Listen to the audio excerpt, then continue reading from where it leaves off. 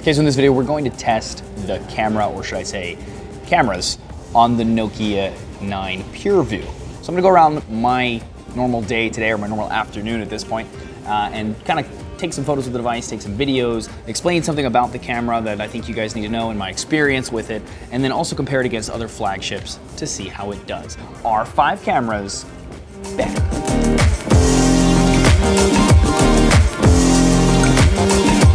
Really quick, before we get to that, I need to give a shout out to the sponsor of this video, the new WLABS Smart Oven. WLABS is a skunkworks division inside of Whirlpool that has created an honestly kind of cool smart oven. Not only does it look great, but it can do 11 different cooking types, from dehydrator to bread proofing to convection oven, air frying, and more. And what makes it smart is you can actually put in an item and it can tell you what it is, whether it's frozen or not, and you just select the desired doneness and it'll just cook it. Just like that. WLABS is only making 2,000 of them, and they are available for pre-order starting now for $7.99 at the link in the description below. Go check it out. Not gonna lie, I kinda want one.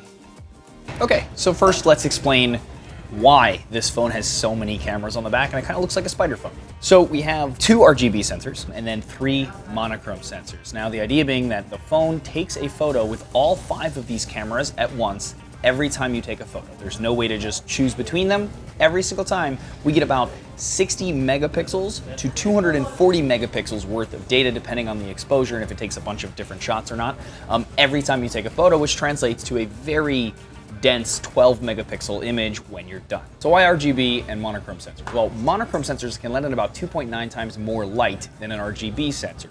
How it works is that there are photosites on the sensor, and each one an RGB sensor is, one is red, one is green, one is blue, one is red, one is green, one is blue, in differing patterns, but the idea being that each one of those photosites only lets in that color. Now, monochrome sensors, on the other hand, each photosite is just light, so it lets in all colors of the spectrum at once. And what that ends up meaning to you and I is that there's a lot more contrast and there's a lot more dynamic range in a monochrome image than there is in the RGB.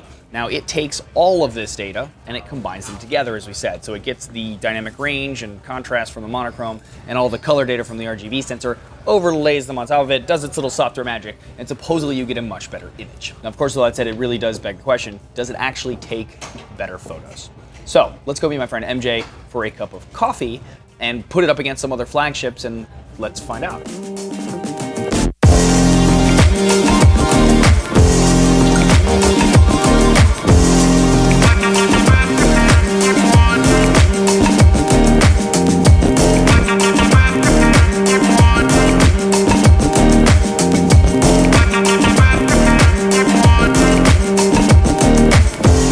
Okay, so we got our coffee. This is MJ, who I mentioned earlier. Hello. He's from Gadget Match. He's gonna be doing his Nokia 9 review shortly after this video goes live. How long is it gonna take you? Hopefully shortly means a few days. All right, a few days after that. So together we're actually gonna go wander around and take photos on our Nokia 9s. Mine for this video, his for his. But I think right now we're gonna maybe go ahead to the water, see if we can catch the sunset, get some photos of that. We have to hurry up. We do, the sun is going down rather quickly. And then maybe we'll go to like a restaurant or a bar or something, get some low light indoor shots, some bokeh, some like lights so we can test it. Bokeh balls. I'm into it. All right, so that's what we're gonna do, starting now.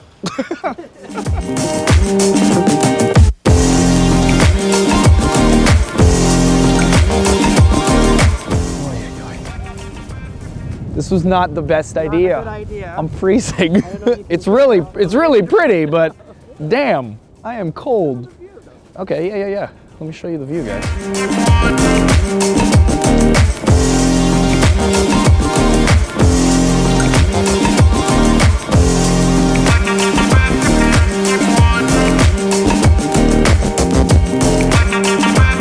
Okay, we escaped the cold because it was freezing outside, and now we're in a restaurant. We figured it's a good opportunity to take some low light photos.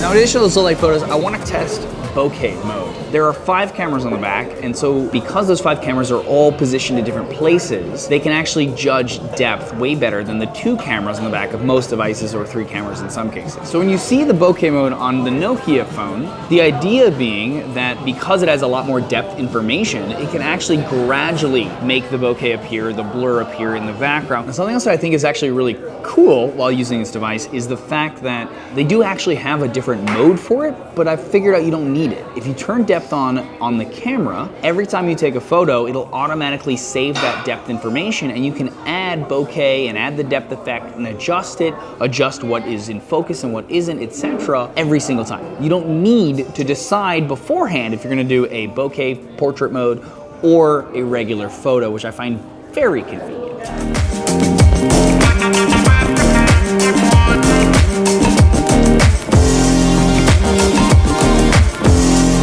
We had a little bite to eat, so we took a few photos of that, but the problem we've noticed, 2 things. The viewfinder does not necessarily show what you're looking at when you're in a dark scenario, because it needs all of that time to process all of those cameras. So when you're looking at the viewfinder, it's pretty dark compared to other devices. But once it's done, it actually doesn't look too bad. The other thing we've noticed is that there is a bit of a delay. And I don't blame them for this, because the truth of the matter is that there are 5 cameras on the back. The Snapdragon 845 that's inside of here is only really capable of handling 3. So Light, the company that makes those light field cameras that partnered with Nokia to do this in HMD, actually had to make their own capacitor that takes those 5, pulls them down to 3, which is what the 845 can handle, and then processes it. So this explains why there's a bit of time, but you just kind of have to accept that. There's gonna be some time every time you take a photo to when you actually see the finished product.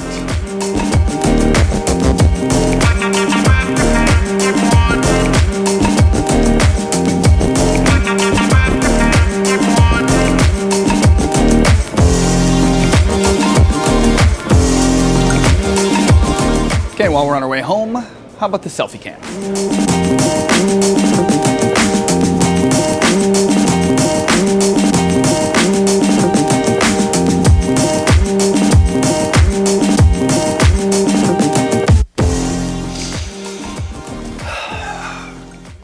And there we go. There you go, guys. Let me know what you guys think in the comments below. I'd love to hear from you guys. What do you think of the Nokia 9 compared to the other devices of this type of video? I keep doing these now, and I hope you guys enjoy them. But yeah, if you'd like, I'm gonna be doing a battery test shortly hereafter, so ding the bell next to the word subscribe and subscribe if you want to be notified when that happens. Otherwise though, find me on social media at The Unlocker. You can find more camera comparisons that I've been posting on Twitter, Facebook, Instagram, etc. if you're into that. And regardless, as always, thanks for watching.